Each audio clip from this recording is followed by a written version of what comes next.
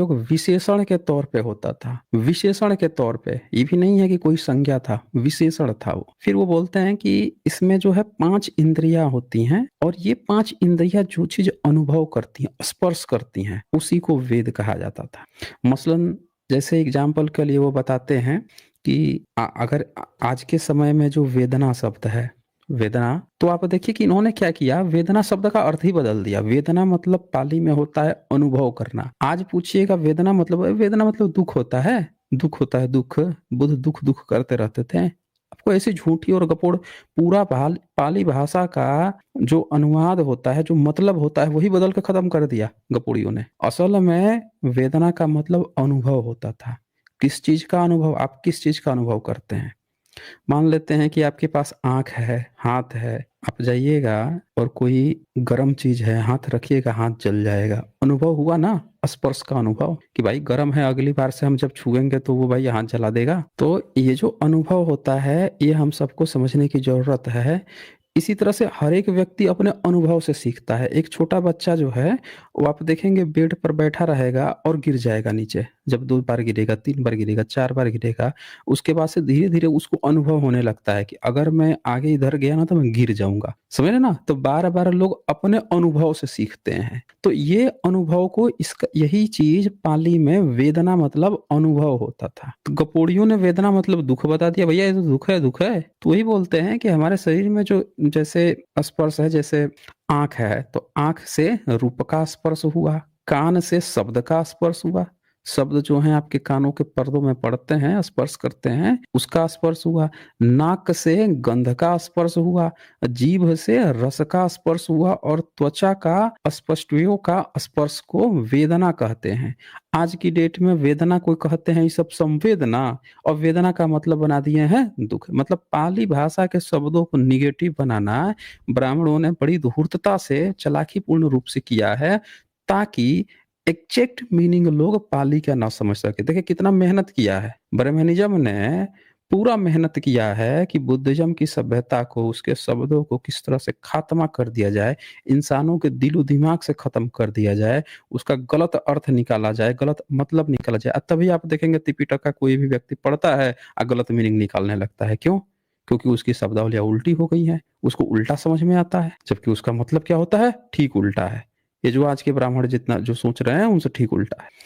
तो ये कहते हैं, अब वो बताते हैं कि पाली कच्चायान जो है उसमें वेद का निर्माण विद धातु से हुआ है। डिक्शनरी है कच्चायान की, तो उसमें विद धातु से वेद का निर्माण हुआ है। किसी न किसी धातु से शब्दों का निर्माण होता है, तो विद धातु का इस्तेमाल किया गया है वेद के लिए। अच्छा, अब वो बोलते हैं कि इसी विद धातु से, मतलब बुद्धिज्म में बहुत सारे शब्द इस्तेमाल हुए हैं, ऐसा नहीं है कि एक ही शब्द है। पाली में अगर आप देखोगे तो विद धातु से वेद, वेदना, विद्या, वेदज्ञु, वेदितम, वेदितंग, वेदयामी, वेदयमानो, तमाम तरह के शब्द इस्तेमाल हुए हैं। और भाषा विज्ञान पे जो लोग भी, जिनको जानकारी है भाषा विज्ञान की, उन सबको ये बात पता होगा कि अगर एक शब्द से, अगर वो वहाँ का नेटिव शब्द है, मूल शब्द है, तो उससे कई सारे शब्दों का निर्माण होता है। जैसे ब्राह्मणों के जो आजकल ये ऋग्वेद लिख रखे हैं, उनमें स्तूप बाहरी शब्द है, तो स्तूप का ज्यादा शब्द नहीं मिलेगा। 4 जगह स्तूप मिलेगा, लेकिन स्तूप से रिलेटेड शब्द उनके यहाँ ज्यादा नहीं मिलेगा, क्योंकि उनके लिए वो बाहरी शब्द है। लेकिन वहीं पे आप ये यहाँ पे आप देख पा रहे हैं कि पाली का शब्द है विद, तो इससे रिलेटेड ढेर सारे शब्द मिलते हैं पाली में। वेद, वेदना, वेदज्ञु, वेदितंग, वेदयामी, वेदयमानो, इस तरह के तमाम शब्द मिल रहे हैं, क्योंकि यहाँ का मूल शब्द है, पाली का शब्द है, कोई बाहरी शब्द नहीं है। क्लियर हुआ? आगे बढ़ते हैं। अब वो कहते हैं कि तथागत बुद्ध जो हैं, उनको कैसे ज्ञान प्राप्त हुआ था। ये भी बड़ा लोगों को आश्चर्य होता है कि पेड़ के नीचे बैठने से कैसे ज्ञान मिल गया। बड़ा आश्चर्य में आ जाते हैं सब, अरे उनको ज्ञान की प्राप्ति कैसे हुई, कैसे ज्ञान मिल गया। इनसे पूछेगा तुम गपोड़ियों को कैसे ज्ञान मिला था बे, तुम लोग जो काल्पनिक कथा सुनाते हो कि तुम वेद रच दिए, तुम रामायण रच दिए, महाभारत, कहाँ से ज्ञान मिल गया था भाई तुम्हें। तो हवा देखने लगेगा, कभी पतली गली देखेगा, किधर से भागना किधर से। अबे तुम भी तो बताओ ना, तुमको कहाँ से ज्ञान मिला था। तो अपना नहीं बताएगा, क्योंकि इनको तो ज्ञान मिला ही नहीं था, ये तो कॉपी पेस्ट करने हैं, इनका काम तो कॉपी पेस्ट है, दूसरे किसी से उठा के बदल के लिख दो। अब जैसे इनको इनको यही पता है जिंदगी भर कि दूसरे जगह से कॉपी पेस्ट मार लो भैया, चोरी के सामान चोरी करना है तो हमको कहाँ से पता चलेगा कि ओरिजिनल कौन मूल रूप से लेके आता है, इसलिए ये सवाल करते हैं। तो हम आज आपको बता देते हैं कि तथागत को ज्ञान की प्राप्ति कैसे हुई थी। तो दरअसल कोई भी बुद्ध हुए हैं, चाहे वो 28वें बुद्ध हो या उनसे पहले के बुद्ध हो, जो उनकी अनुभूति थी, उनकी जो वेदना थी, उसके दम पर ही उन्होंने ये ज्ञान प्राप्त किया। और ये अनुभूति किस तरह से थी, अभी एग्जाम्पल से मैंने बताया, कानों के स्पर्श से, या नाक का जो स्पर्श है गंध के लिए, या त्वचा का स्पर्श है, मतलब ये जितने भी स्पर्श के प्रकार हैं, ये आंखों का जो रूप का स्पर्श है, ये सारी चीजों को कंसिडर करते हुए और इनसे जो अनुभव मिलता है, अनुभूति जो आपको होती है, ये सारी अनुभूतियों का आप 3 तरीका निकालते हैं।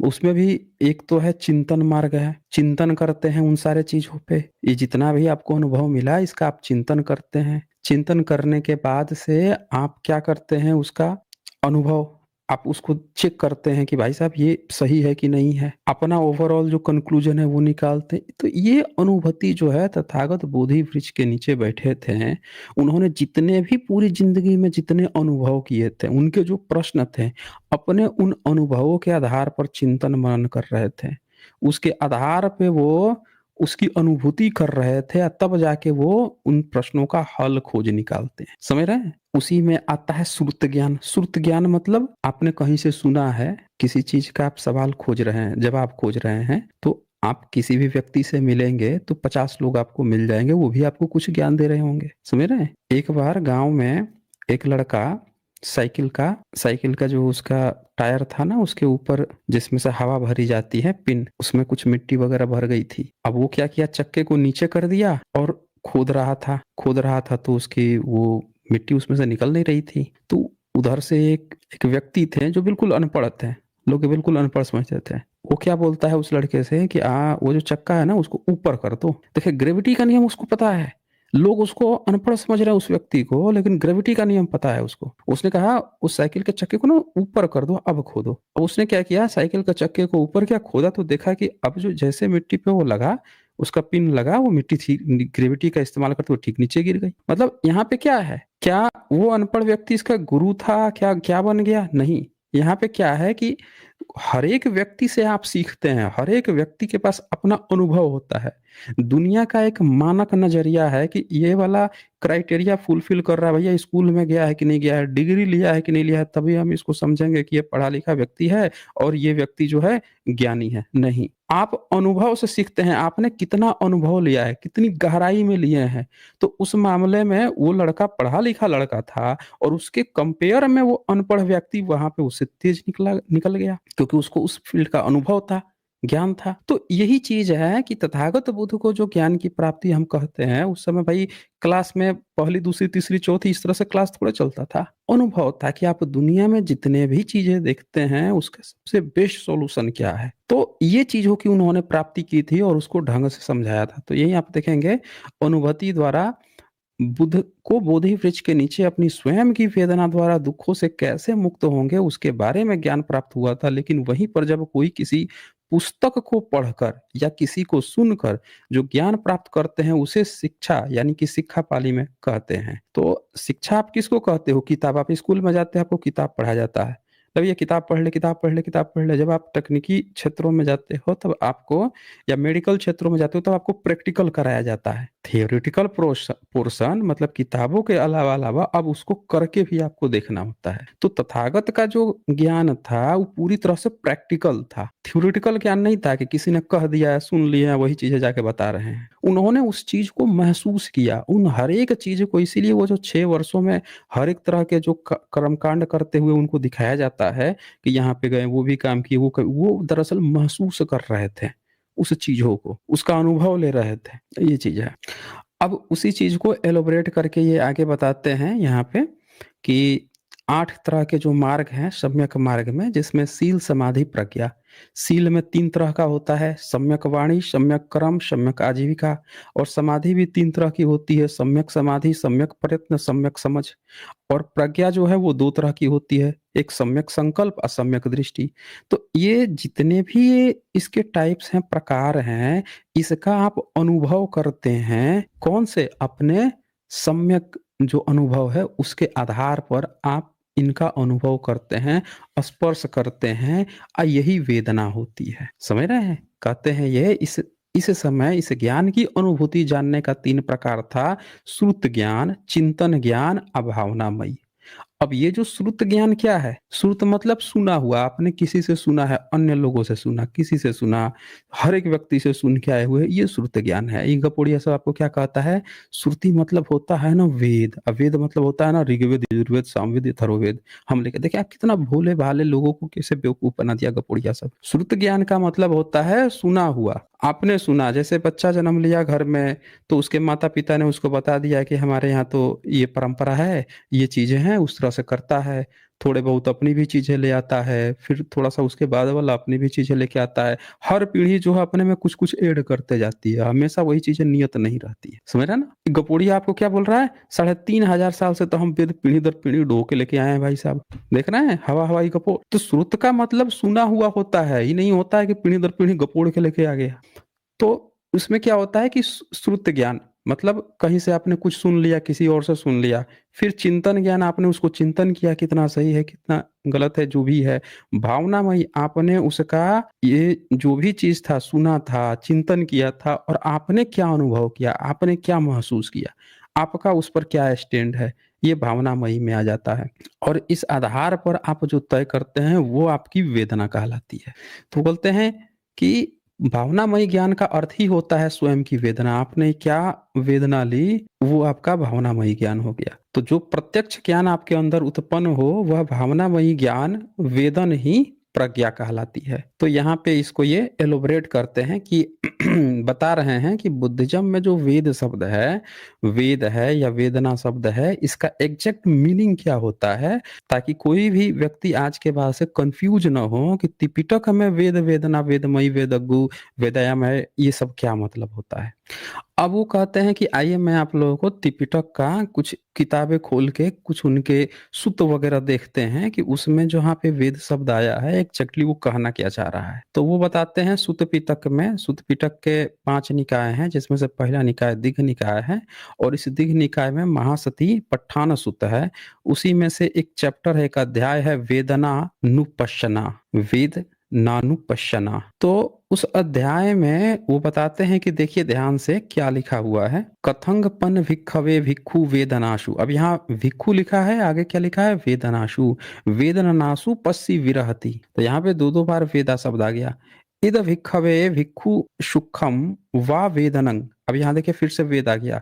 वेदयमानो, फिर से ये वेद आ गया। सुखम वेदनंग वेदयामी, फिर से देखिए वेद वेदन 2 बार आ गया। वेदयामी ती प्रजानाति। दुखवा वा अवेदनम, फिर से वेद आया। वेदनया मानो, फिर से वेद आया। दुखम वेदनम वेदयात्मिति, फिर से वेद आ गया। पजानति, फिर है अदुखम दुखा व वेदनम वेदय मानो, देखे फिर से 2 बार वेद आया। अदुखम दुख वेदनम वेदयाति ती पजानाति। तो यहाँ पे देखे कि बार बार वेद वेद शब्द आया है। इन्हीं शब्दों को देख के जो धूर्त प्रजाति है तुरंत अपना पिताजी खोजने लगता है, करो देखो इसमें वेद शब्द आ गया, वेद शब्द आ गया, हमारे अब्बू इसमें दिख गए, हमारे अब्बू जो हैं इसी में हैं, लगते हैं पिताजी खोजने सब। असल में आपको समझना होगा कि वेद का मतलब त्रिपिटक में क्या होता है दोस्तों। यहाँ पे ध्यान से सुनिए इसका अनुवाद क्या होता है। और फिर भिक्षुओं, भिक्षु वेदनाओं यानी आपकी जो संवेदना है, अनुभूति है, मैं वेदना वेदा नुपस्सी, अनुभूति का ज्ञान होकर कैसे विहार करता है। यहाँ भिक्षु सुखद वेदना का अनुभव करता है, भिक्षु वेदना का अनुभव करता है। बताइए कि अगर ये वेद जो है इनके पिताजी हैं, ऋग्वेद, यजुर्वेद, सामवेद, अथर्ववेद हैं, तो भिक्षु काहे अनुभव कर रहा है भाई? तुम्हारे अब्बू लोग कहाँ चले गए कि भिक्षु पाली में अनुभव कर रहा है तुम्हारे वेद का? फिर कहते हैं कि उसी प्रकार जानता है मैं सुखद वेदना, सुख की अनुभूति का अनुभव कर रहा हूँ। यहाँ पे सुखद और दुखद 2 तरह की वेदना आ रही है, अथवा दुखद वेदना, ये सब वेदना का अर्थ ही दुख लगा दिए। बताइए सुखद और दुखद वेदना। सुखद वेदना मतलब अनुभूति हुआ ना, एक सुख की अनुभूति, एक दुख की अनुभूति, उसी दरअसल यहाँ बात चल रही है। अब बताइए आज की डेट में वेदना मतलब ही दुख बना दिए हैं सब गपोड़ी लाल हिंदी में। अथवा असुखद वेदना को अनुभव करता हुआ भली प्रकार जानता हूँ, मैं असुखद वेदना को अनुभव कर रहा हूँ। फिर आगे वो कुछ और एग्जाम्पल दिखाते हैं कि और उसी प्रकार दुख सच निदेशु अध्याय है। इस अध्याय के 7वें पैरा में देखा जाए तो भगवान द्वारा जो बोला गया है, भगवान यानी तथागत बुद्ध, आनंद ने जैसा सुना वही त्रिपिटक में अंकित है, वह इस प्रकार है। कतमंच भिक्खवे दुःखं यम खो भिक्खवे कायिक दुःख कायिक अशांत काय संफजम दुःखं अशांत विदित। यहाँ भी विदित शब्द आया है। इदम उच्चति भिक्खवे दुःखं। अनुवाद है भिक्खु, और भिक्खु क्या होता है दुख। भिक्खु शारीरिक सुख, शारीरिक पीड़ा, काया के संस्पर्श से होने वाले दुख कष्ट अनुभव, यहाँ विदित मतलब अनुभव, यह भिक्खु कहलाता है दुख। फिर आगे दीघ निकाय के महाशतिनपट्ठान सूत्र के समुद्र सच्च निषेधों का 7वां पैरा फिर से ये आता है। इसमें आप देखिए चक्षु सजा वेदना लोके, यहाँ वेदना शब्द आया। सोच सफ सजना वेदना लोके, फिर से वेद आया। घान शफ सजा वेदना लोके, जिह्वा शफजना वेदना लोके, काय शफजना वेदना लोके, मनो शफजना वेदना लोके, पिय रूप सात रूप इत्थिसा तड़हा उपसजमाना उपपजति एथ निवशमाना निवशति। क्या मतलब हुआ इसका। शरीर लोक में आंख के संस्पर्श होने वाली अनुभूति, शरीर में कान के स्पर्श होने वाली अनुभूति, शरीर में नाक के संस्पर्श से होने वाली अनुभूति, शरीर में जिह्वा के स्पर्श से होने वाली अनुभूति, शरीर में काया यानी त्वचा के संस्पर्श से होने वाली अनुभूति, शरीर लोक में मन के संस्पर्श होने वाली अनुभूति प्रिय लगती है, अच्छी लगती है, यहाँ यह तृष्णा जगाती है, यहाँ यह बैठती है। मित्रों, इसी प्रकार सूत्र पिटक के दीघ निकाय पुस्तक में संयुक्त निकाय खंड है जिसमें वेदना संयुक्त। अब फिर से आगे ये बताते हैं कि वेदना संयुक्त में दुख सूत्र में क्या लिखा है। तो यहाँ पे भी लास्ट में वेदित शब्द आया है, यहाँ भी इसका मतलब अनुभव ही है। फिर पहान सूत्र की बात करते हैं, और पहान सूत्र में भी आप देखिए यहाँ पे भी दुखम वेद यमानश वेदनम अपजानतो, यहाँ वेद शब्द आया। नीचे फिर दुखम वेद यमानश वेदनम अपजानतो आया है। तो यहाँ पे जो जहां जहां वेद है, सुख का वेद, इसका क्या मतलब है, अनुभव करना, दुख का अनुभव करना। एक गपोड़िया वेद शब्द देख लेगा, तुरंत उसमें अपना अब्बू जान खोज देगा, भैया देखो हमारे अब्बू जान मिल रहे हैं, अब्बू जान मिल रहे हैं। फिर इसी तरह से आप आगे जाते हैं, उसी प्रकार दीघ निकाय का अंगूतर निकाय है जिसका चतुक्कप निपातो वर्ग के 5वां वर्ग वक्कार सुत है, उसके 5वें खंड को देखा जाए तो वहां पे यो वेदी शबनातम, यहाँ पे भी फिर से वेदी शब्द आया। हितम देव मनुष्यानम, यहाँ भी आप देव मनुष्य आया है। तो यहाँ देव मनुष्य का मतलब अनुवाद में देवता लोग कर देते हैं। अब ये देव और मनुष्य, अब कोई ये देख लीजिए यहाँ पे शब्द क्या है, मनु शब्द है, देव और मनु, यहाँ सा मनुष्य शब्द है। तो कोई कपोड़िया क्या कहेगा कि देखो कहीं मनु आ गए भाई साहब, इनके मनु यहाँ पे पहुंच गए थे, देख रहे हैं। ऐसे आप समझिए, इनकी कपोड़ियों की हरकतें समझिए कि ये मनु जो शब्द आया है यहाँ पे मनुष्य, ये सब बुद्धिज्म पाली के शब्द है, सब पाली के शब्द चुरा चुरा के अपने अब्बू पिताजी बैठाया हुआ है। और आपको कहेगा देखो पाली में ना ये शब्द आ गया, इसका ये मतलब निकाल दो। और जब इससे कहा जाएगा कि तुम्हारे वेद में तो स्तूप शब्द आया है, बुद्ध शब्द आया है, तो पेपियाने लगेगा, पे पे पे लगेगा, रोने रो देगा, मतलब एकदम वहीं पे।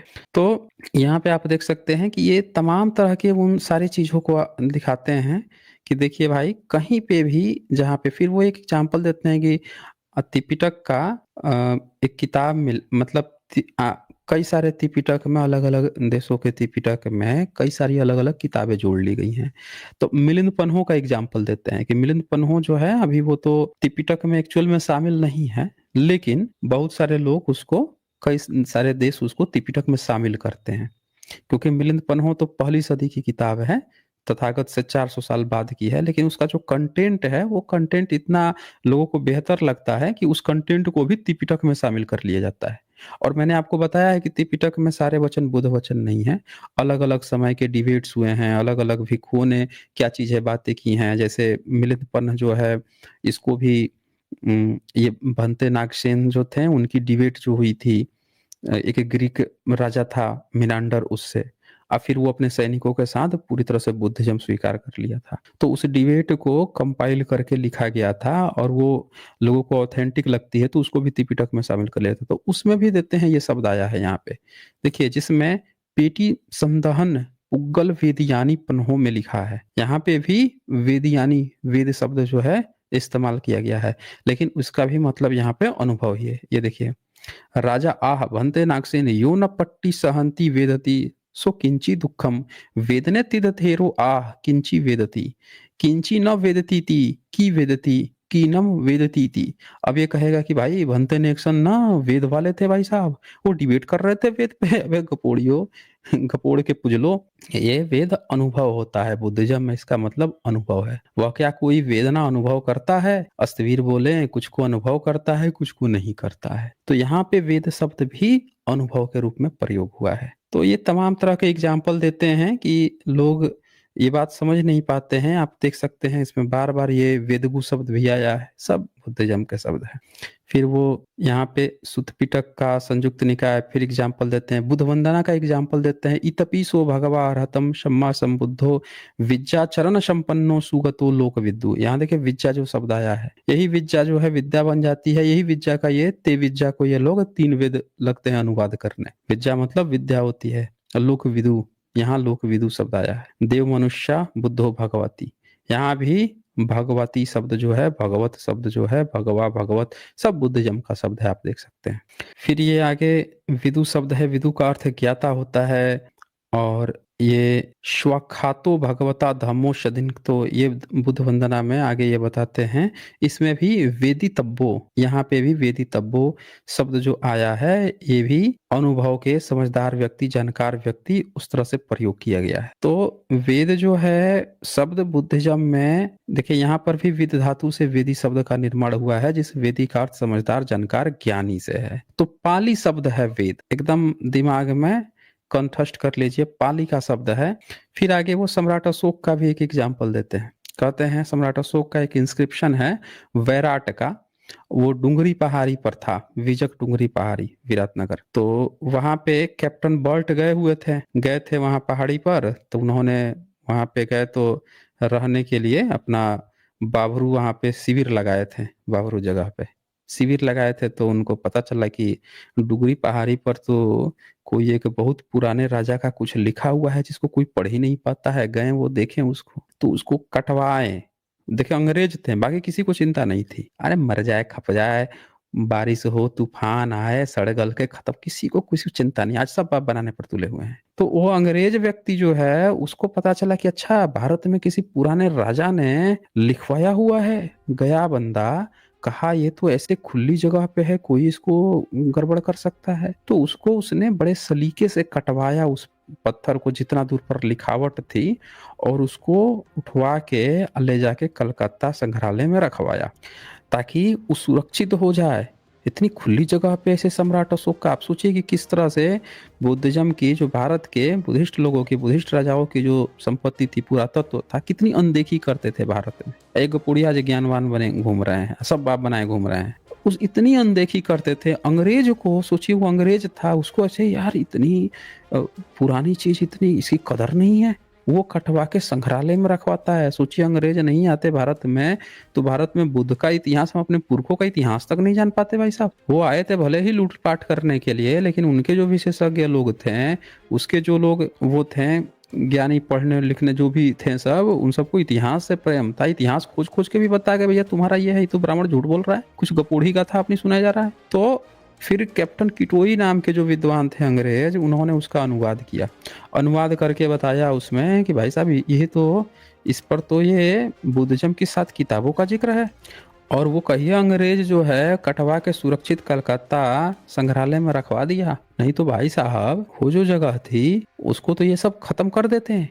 क्योंकि वो पूरी दुनिया का सबसे ऐसा पुराना शिलालेख है जिसमें त्रिपिटक के 7 किताबों का जिक्र है तो सम्राट अशोक का ही, ईसा से 250-300 साल पहले का, लेकिन उसमें 7 किताबों का जिक्र है, जो कि पूरी दुनिया के इतिहास में अभी तक कोई ऐसा शिलालेख नहीं मिला जहां पे उनके धर्म ग्रंथों की कोई चर्चा कर रहा हो। और वो ऐसा शिलालेख था जिसमें सम्राट अशोक की सारी बातें लिखी हुई थी।